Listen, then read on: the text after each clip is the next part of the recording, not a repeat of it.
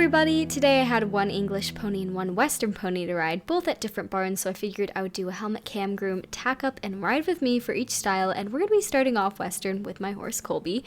First, I had to go catch him from his field and had to trudge through this disgusting muddiness, but besides it being particularly mucky in one area, it's actually quite a nice pasture. I love all the hills and trees surrounding it, and further out in the pasture it's actually really not that mucky at all, so it's quite nice. And said hello to the boy, made him smile because I think this is the cutest trick. He probably gets so tired of it, but honestly I don't think he minds because he always gets treats. I popped his halter on. His pasture buddy was like, "Where are you taking my best friend?" But I really don't think she likes him that much because she always squeals at him, so I think they have a bit of a love-hate thing going on. But anyways, got him in the wash stall. This is actually a super proud moment because he's been so spooky going into the wash stall, so him going in so easily just makes me so proud because we worked so hard on that. And then I pulled his rug over his head because props to Colby, he broke the front buckles and now it's sewn shut, so he gets it pulled over his head every time, and it just gets me all dirty with blanket disgustingness.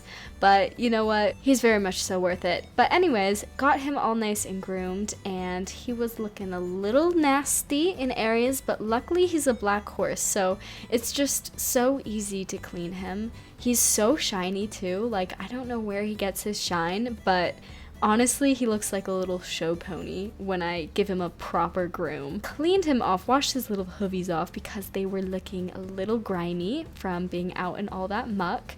Got his forelock and mane looking sharp and gave his face a little brush. Something about brushing a horse's face is just so precious because you have to be so gentle and it's just very sweet. Then I got around to putting his Western saddle pad and saddle on, and I always try to make sure that the stirrup iron is on the horn just so it's easier for me to put on his back and just in case it like flops over on the other side. And then I did up his cinch and got his bell boots on. I use these because he wears shoes and it just adds some protection. Got his sport boots on because it's probably going to be a bit more of a strenuous workout today, might be doing some faster stuff, so that's good to have that protection. Popped his bridle on and then obviously had to situate his little tuft of a forelock, it's so cute.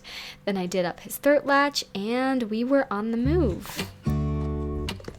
Finally, we were out in the arena, walked him around a little bit so I could redo up his cinch because he tends to bloat his little belly, and hopped on and we started our ride with a little walk. We also went over a pretty sketchy looking puddle according to Colby. I think he thinks sharks are going to jump out at him or something. We also said a little hello to the resident goats. Colby is honestly uninterested in them at this point, but I think they're cute, so I always stop by because they have the sweetest little faces. And the next thing you know, we were on a roll going off at a trot. On this beautiful sunny day, we kept the warm-up pretty simple. We did a lot of circling. I think it gets him nice and supple and focused.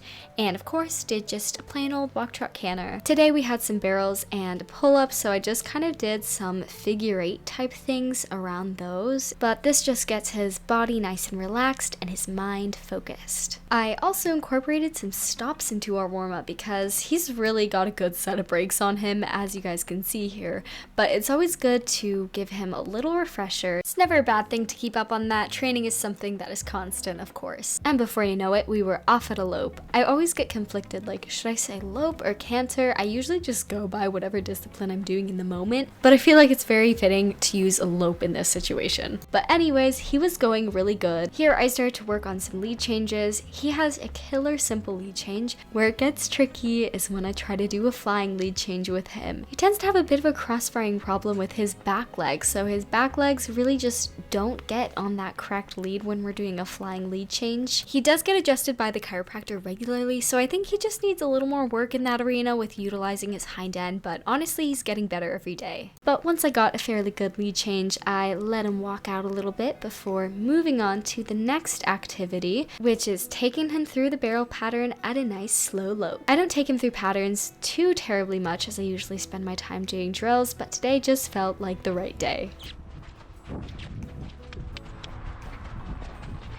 We change. There you go. Here, good boy. Hey, hey, hey. Here, here. little early. With it being fall, the arena was not at its prime time at the moment, so our turns were a little stiff, but other than that we just took it really nice and easy and he did really good, so I cooled him out a little bit so we could have enough energy to harness our inner jumper and go over this little tiny 18-inch jump a couple of times, which he jumped like an absolute pro. I'm actually in the works of getting a fitting jump saddle for Colby. That way we will be able to take some proper jumping lessons, and I might even make some videos of that because it's something I've been working towards for a really long time now and I'm pretty darn excited about. But with that being said, it was time to cool him out and he was feeling a little sweaty, so we had a good walk around for a while, and once he was cooled off, I got off and obviously had to give him some little cookies because he of course deserves all the treats. But he only got one because I ran out, so I think he was pretty disappointed in me. And in case you're concerned, I did give him some treats when we got back to the wash stall, but with that being said, I loosened his cinch a bit, and after another little walk around, I cooled him out, untacked him, and put him back in his pasture. And voila, it was time to head over to barn number 2, which is a lovely little performance dressage barn. So I did a quick outfit change and got to grabbing the cutest blonde pony. I love Palominos and Tucker is no exception. He's also 14-3, which is technically not a pony, but I will forever call horses ponies. But anyways, this is Tucker, and fun fact, I actually used to work at this barn for a while, mucking stalls and all that, and now some of the owners of the horses here let me exercise their horses from time to time, which I feel very lucky to do.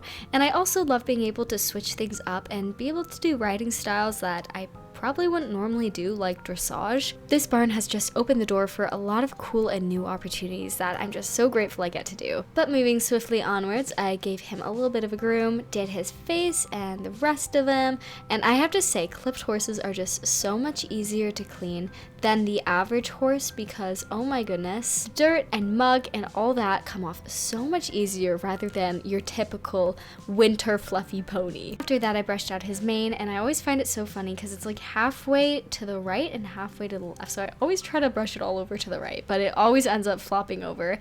And of course, had to brush his cute little forelock. He's got a good forelock on him. He also had a bit of a stable stain that's been on him for the past couple of days, so I just felt the need to get rid of that because it was not coming off with a regular brush. Another thing I love about getting to work the horses at this barn is that I get to use some gorgeous saddle pads.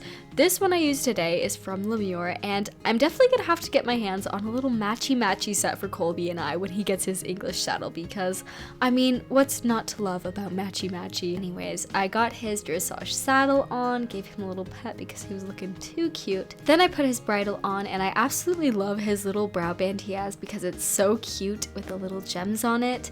It's always so much more of a challenge to put an English bridle on compared to like a Western hackamore that you can just throw on, especially when the leather is being a little finicky and just won't go where you want it to. We headed out to the arena, and I did have to double check his cinch, or I guess I should say girth in this case. And once everything was ready to go, I hopped on him and I just started off with, of course, a little walk.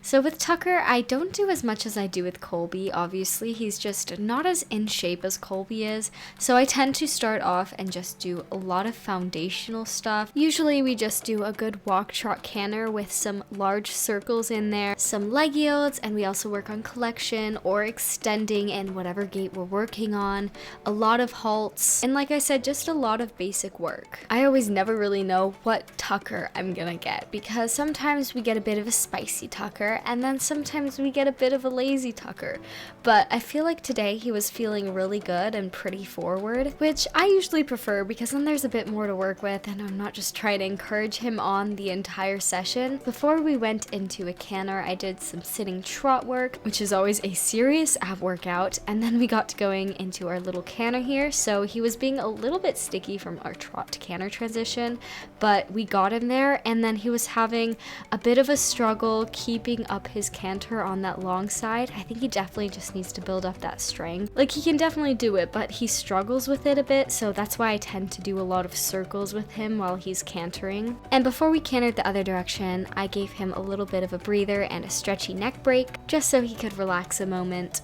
And after a minute or two, we switched directions and picked our canter back up. So he was actually feeling a lot better going this direction with his trot to canter transition. He can be a bit sticky about that sometimes, but I find as the session goes on and the more trot to canter transitions you do, he gets a lot better.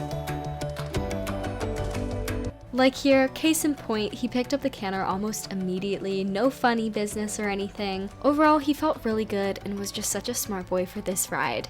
After our canter, we ended things off with a cool down, and of course, he had to check out the very handsome pony in the mirror that was looking back at him before we left. It is also such a luxury to even have mirrors. They are so helpful. We got off and gave him a good pat because he was a little superstar today. And of course, he had to have a good scratch while I put up his stirrups. He also had a big ol' shake after that, very attractive. You could clearly see his pearly browns that he has. I can't say pearly whites. And as I went to turn off the lights in the arena, he took a good 5 minutes to really consider if he needed to pee. It's not like I have anywhere to be, Tucker. Take your time. But I still took advantage of the moment to give him a little scratch. Look how precious he is. So after that little bathroom break, we got him back in the cross ties and wrapped up. Put his tack off in a way, get him groomed out. He did not get too sweaty, so I was able to put his blanket on right away. And I made sure to give him a couple of treats because no ride is complete without them, according to the horses at least. I think Tucker and Colby can vouch for that, and off he goes. He's all tucked in and ready for bed. I get to cleaning his tack, so I always wash the bit just because it can get really grody if you don't. Since it's not my tack, I always make sure to take extra good care of it and give it a clean after every ride. Even today when nothing got particularly sweaty. Well, that's gonna wrap up this Western versus English helmet cam groom tack up and ride video. Both can be really fun styles of riding, so I'm curious to hear what your guys' preferred discipline is. I love it all because being around horses, no matter what, is something amazing, as cliche as it sounds. But I think my heart is definitely in English riding, and I have lots of plans to do more of that with Colby in the future. Anyways, I hope you all have an amazing day, and I will see you all next time. Bye!